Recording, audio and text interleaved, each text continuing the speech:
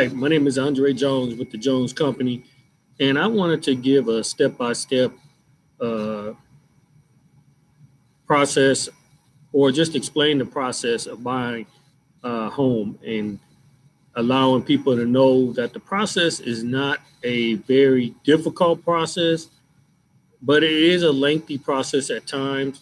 It can take some time in order to go through the process of buying a home, but it is well worth it in the end.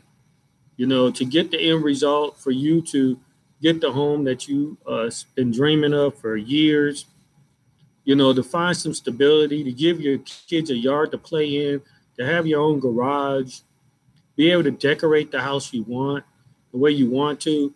It's definitely worth your time and your effort to becoming a homeowner. And I wanted to let you know the steps of becoming a homeowner because there's a lot of misinformation out there. There's a lot of information that people are not telling you that you need to know. And before you get all caught up in the process or getting excited about being a homeowner and starting the process of becoming a homeowner, I want you to know the things that you need to look out for, the things that you need to remember, the things that you need to know before you start this process. And, a lot of people say, well, I had this bank tell me I needed a 620 credit score. I had this bank tell me that I needed a 640. Well, that's their criteria. Every bank is different. And every bank doesn't require you to have a 620 or a 640. I have lenders that will lend at a 580 with 3.5% down. And I also have a lender who will lend with a 580 and 1.5% down payment. So it just depends on the lender. It depends on the guidelines and everything that the lender has, not including the guidelines that the FHA has, which is 70% of the loans people use is FHA. And so they have their own guidelines. It's government-backed loan. So it's a loan that most people use because down payment is so low and the credit isn't as strict. So it's definitely a program to use, but there's also other programs you can use also. And so I wanted to explain to you the process of buying a house. The first step is always to apply for a mortgage loan. You have to find a bank or a lender that you're comfortable with. Now, I would suggest a mortgage company only because a mortgage company only does mortgages. They don't do other things like banks. Banks like those box banks that most of us have accounts with, those banks don't deal with mortgages all the time. So the process is a little more lengthier, takes a little longer to close because a lot more people have to touch it in order to get the deal closed. So I would suggest you always find a good mortgage company. Like I said, I have a few that I use for most of my clients. Now, once you get pre-approved or once you fill out the loan application, the lender will ask you for your particulars. They're going to ask you for your last 2 years of income tax, your last 2 years of W-2s. They're going to ask you for your last 30 to 60 day of pay stubs and your last 60 to 90 days of bank statements. All those documents are going to be necessary so they can make a decision on how much they're going to lend you. Because ultimately you need to know how much are you going to lend me to buy a house. And we don't want to take you out looking for a home for $150,000 if the bank is only going to lend you $140,000. So that's why this is very important to first get pre-approved, find out what the bank is going to lend you, and then we can go and look for the house within that price point that they're giving you. The next step after you get a pre-approval is the step of going house shopping.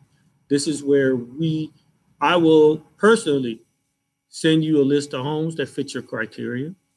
I will personally take you out to a few homes, and we can get our schedules together, take you out to a few homes, 3 or 4 at a time, maybe, and kind of get an idea of what these homes have and what you like, don't like.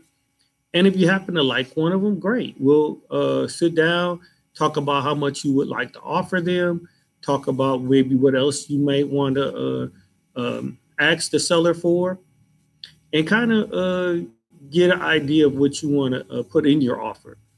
From that point, I will write the offer up. I will send it over to each buyer, and then each buyer will sign it. Once you sign it, I will send it over to the listing agent, who is the agent representing the seller, and he will send it over to the seller for an answer. If he declines it, he may counteroffer. He may counteroffer with a different offer, and then we can negotiate the price and everything else from that point. Now, he doesn't have to say give you an answer, but most sellers will give you an answer. Okay, so if he accepts your offer, then we will exercise our option period. Now, our option period is usually 7 to 10 days at $100 to $150. Okay, and that period of time is given to you so you can have the option to terminate if you decide you don't want to buy this house anymore. Okay, during that time, also, you are getting your home inspected. This home inspected. You are going to get a home inspector of your choice. And I have several home inspectors I can refer you to, or you can pick your own. Once you schedule an appointment with the home inspector and you are present with the home inspector during the inspection also, let me remind you of that. Then he will give you a detailed report of all the problems that he found in this house. He's going to check the HVAC. He's going to check the attic. He's going to check the heat. He's going to check the faucets. He's going to check the doorknobs. He's going to check everything, all the appliances, everything in the house. He's going to check. Okay. He's going to check the roof. He's going to check the foundation. He's going to check the concrete in the driveway. He's going to check the garage. He's going to check everything that he can see in the house. From that point, he'll give you a detailed list, a detailed report of all the problems he found. And then from that point, we will sit down, buyer and agent, we'll sit down and figure out which problems in the house are which you want to be fixed, or you want to ask for money for them to be fixed. So this is where we can negotiate with the seller on maybe giving you some money towards fixing these problems, or maybe he'll fix them for you. So once we get to that point, if he agrees on what you're offering, whether the amount or to fix it, then we'll proceed with closing on this house. And you'll start working with the bank more, because now they're going to get more details from you on your loan. They're going to start wanting to get the appraisal. They're going to start wanting to get the survey. They're going to want to start getting your loan prepared for closing. If you decide to terminate within that 7 to 10 day option period, you will lose your option fee, but you will not lose your earnest money. Now, your earnest money is 1% of whatever the price of the house or the price of the house is. So if the house is $150,000, your earnest money is $1,500. Now, earnest money is basically like a security deposit. It basically tells the seller that you're interested in the house, to take the house off the market, and the money is held with the title company, not the seller. So the title company holds the money until you're closing or until you terminate, one of the two. Okay? So if you terminate within the 7 to 10 days, you will not lose that earnest money. But if you decide you want to terminate after the 10-day option period is over, then you will lose your earnest money. So that's why it's so important to have these deadlines and to be able to know what what to do things in a timely manner.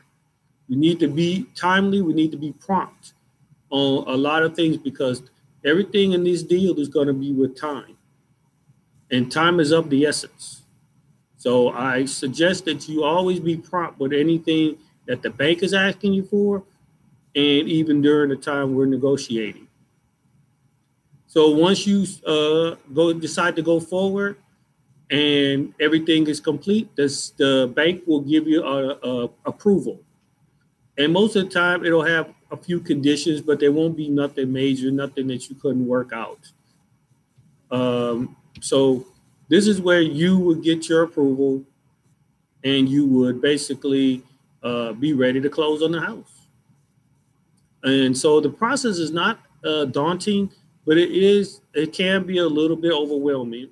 But I'm there to help you through the process and to get you through anything that you may have any questions about.